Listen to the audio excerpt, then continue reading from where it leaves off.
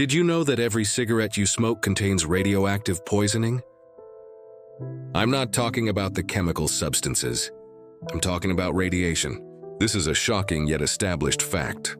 Tobacco leaves absorb polonium-210 and lead-210, which are radioactive elements. When you inhale, the sticky resin of the cigarette traps them in the smallest airways of your lungs, bronchioles. These substances accumulate in your body for decades. With every cigarette, you turn your lungs into a storage facility for internal radioactive waste, gradually causing irreversible DNA damage. But radiation is just the beginning. Cigarette smoke is a deadly cocktail of over 7,000 chemical substances found in rat poison and embalming fluid. Furthermore, these poisons leave a molecular trace on your genes. If you smoke, you pass on a higher risk of addiction to smoking and a predisposition to chronic diseases to your children and even grandchildren, epigenetically. Specifically, if fathers started smoking before the age of 15, the risk of asthma and obesity in their descendants sharply increases. The consequence of all this is numerical and brutal. Smoking steals an average of 10 years from your life expectancy. It is responsible for 8 million deaths globally each year.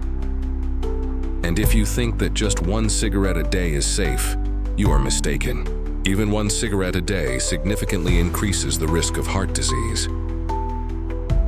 But the harm is not only yours. Those around you, especially your family, receive a 25–30% increased risk of heart disease from secondhand smoke. You are poisoning their health without their consent. And then there is the environmental crisis. The cigarette filters you discard are actually plastic. They are the most common plastic waste in the world, with an annual count of 4.5 trillion. If you smoke, you are not alone in your struggle.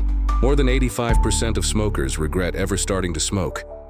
Do not believe the myth that smoking calms the nerves. On the contrary, it creates and maintains anxiety, forcing you to live in a constant chain of addiction. I myself was in that chain. I was a constant smoker for 8 years, about 2 packs a day, and I quit in one day during the most difficult period of my life. It was not an experiment. It was a decision.